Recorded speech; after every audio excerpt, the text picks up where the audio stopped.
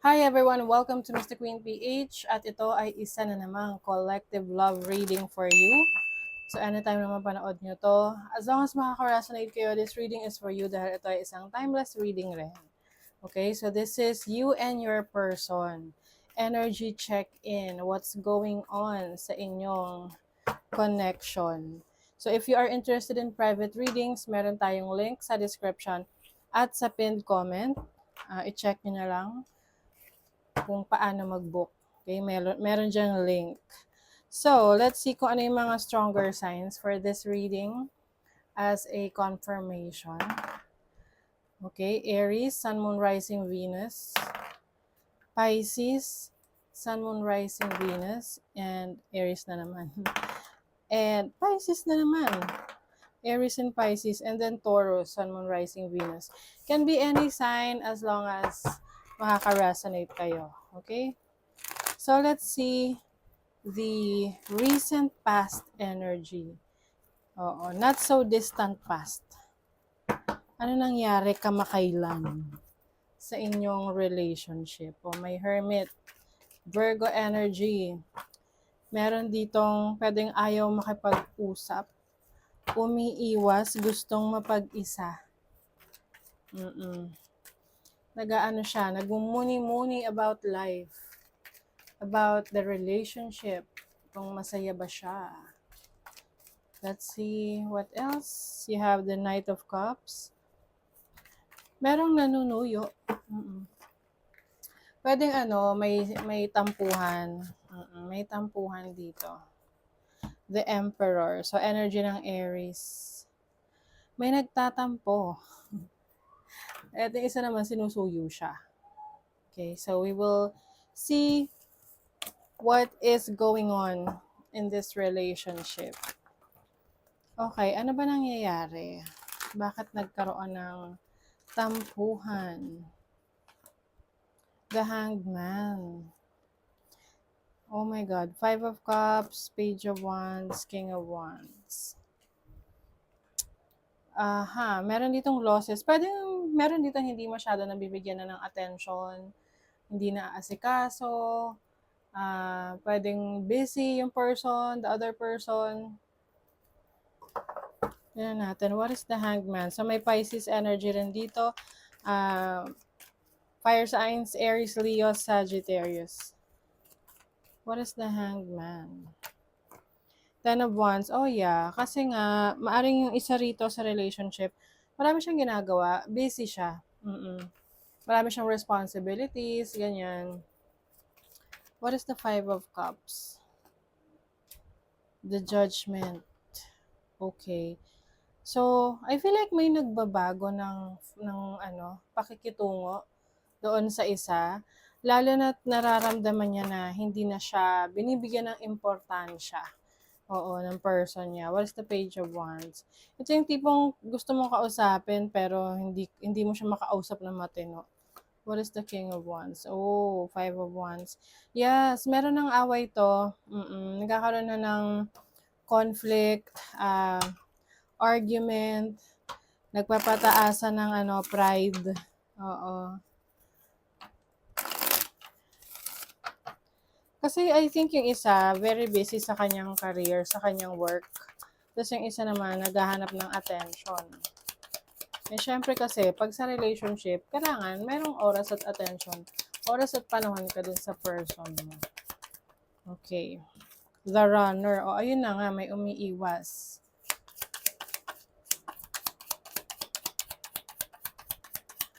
May umiiwas dahil busy siya. Baka masyadong clingy yung other person. Okay. Pwede rin it's either kayo ay kasal na or pinag-uusapan niyo yung kasal pero yung the other person is umiiwas. Positive mindset. Manifesting exactly what you want. So, I feel like the other person really is focusing on the finances. Gusto niya maging stable. Kaya siguro rin umiiwas to. Like for example, may plans na kayo of getting married, kaya lang napansin ng other person na hindi pa siya stable financially, kaya parang nagsuslow down siya. Na parang, oops, teka lang. OMG, meron ditong endings. Oo. Possible, no? Magkaroon ng ending. But of course, we don't wish it na mangyari, no? But we will see. Tignan natin yung feelings nyo sa isa't isa. Sino ba yung umiiwas? Sino ba yung ayaw na? Sino ba yung nagdadalawang isip? Sino yung nagde-demand? Sino yung nagbibigay ng pressure? Okay. What is the feeling? Anong feeling ng person? Feelings ng person mo towards you. Anong feelings ng person ng collective towards them? The King of Pentacles. Okay. The Eight of Wands. Feeling ko, ikaw yung umiiwas na. Oo, kasi yung person mo, yung feelings niya towards you is ikaw ay working really, really hard. Oo. Tapos, this person is sending you messages, kinukumusta ka, gusto kang, pwedeng long distance rin yung relationship ninyo. Or this person wants na magkaroon kayo ng time together, like to go out, ganyan. Let's see yung feelings mo naman towards your person. Judgment. Okay, feeling ko ikaw yung nagbabago ng ng pakiramdam sa kanya. Oo. Meron ditong Seven of Pentacles. Parang yung, alam mo yung tinimbang ka ngunit kulang. Pwedeng may mga expectations ka sa person mo, pero parang hindi mo nakikita sa kanya na nagbabago siya for the better. Alam mo yung tipong pwedeng, yes, gusto niya na may time siya sa'yo, pero hindi pala siya ganun ka financially stable pa. Tapos, umaasa sa'yo, things like that, no? So, parang yun yung ayaw mo. And with the Ace of Wands, it seems like you want freedom, no? Gusto mo na, pwedeng ikaw yung gustong kumawala sa relationship na to. Lalo na kung itong person na to is siya yung nakaasa sa'yo or parang always want your support. Tapos, pero hindi siya nagsisipag. Okay? Let's see your mutual feelings for each other. Mutual feelings for each other ng connection na to. Two of Pentacles. Knight of Swords, Hierophant. Okay. So, Two of Swords, it seems na meron kayong pinagdidesisyonan as if this is a practical type of relationship. Kung practical ba na magstay kayo sa isang relationship. Knight of Swords, may mga pagkakataon na nakakapagsalita kayo ng hindi maganda sa isa't isa, parang nagkakapikunan kayo. And with the Hierophant, this is also an energy of marriage and structure sa relationship. So I feel like pareho nyo gusto na ikasal. Kaya lang ang tanong dito is, pareho ba kayo handa? Okay? Kasi kung itong person mo is siya yung nakaasa sa'yo at ikaw lang yung talagang nagtatrabaho, nag-work hard for this relationship, at napapansin mo na parang sa'yo na nakaasa tong person na to, ano na yung magiging future, no? Depende na rin kasi yan kung sa usapan ninyo, kung sa'yo okay lang, 'di ba? As long as ito namang person na to, meron ding maambag sa relationship ninyo, 'di ba? So let's see the current energies ng relationship ng collective. Okay. Hand of Cards, taking a risk. Being strategic, ayun. So, nagiging strategic ka sa relationship nyo. Kung tama ba, practical ba to na ipagpatuloy. Need time, takes time. So, ito yung tipong maaring yung person mo, minamadali ka na mag-settle down kayo, magsama kayo, mag-asawa na kayo, pero ikaw iniisip mo, teka, practical ba yun? Ako lang ba yung magpo-provide for this family, gano'n, for this relationship? So, parang, you need more time. Oh, 'di ba?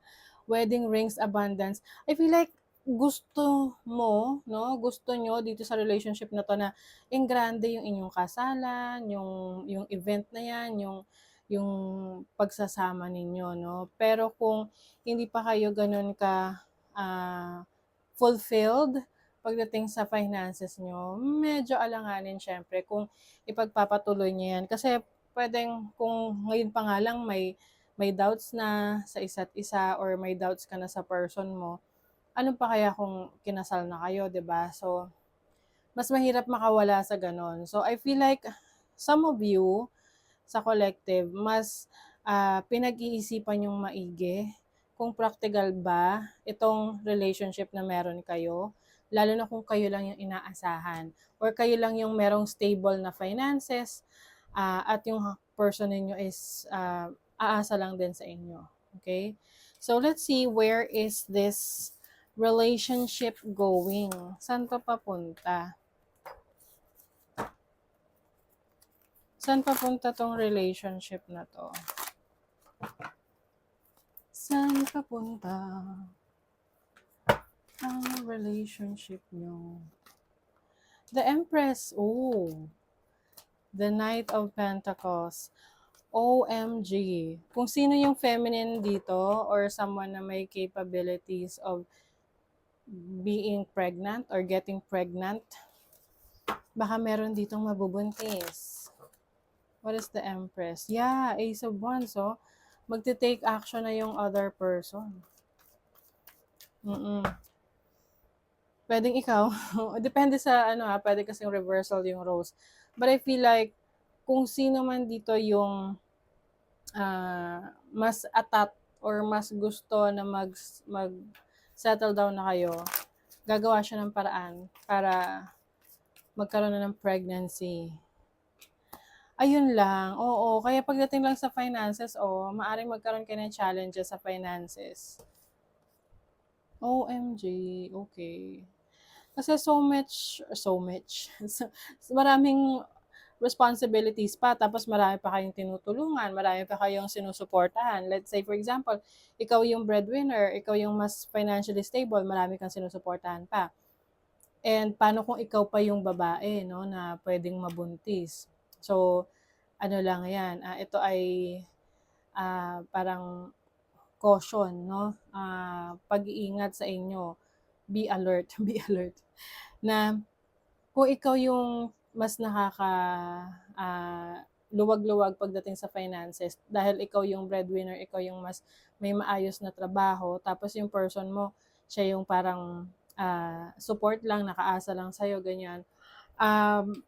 Be careful kasi possible na baka magkaroon ng pregnancy dito, no, mabuntis ka, tapos maraming, nako, kapag ang babae ay nabuntis, parang titigil ang mundo. Okay? For the woman, para dun sa babae. Kasi, hindi rin natin alam kung ano yung magiging situation ng pregnancy, di ba?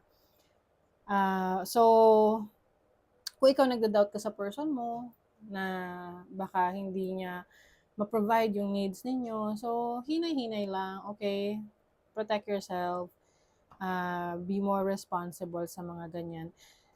But if you are the masculine, no, ikaw yung lalaki at ikaw ay financially stable, although marami ka ring sinusuportahan na iba, like your family, your head of the family, you're the breadwinner, at yung person mo is, siya yung may capability na magbuntis, at baka gusto niya, no, gustuhin man niya na magbuntis, then, kung kaya mo namang suportahan yun, why not? 'Di ba?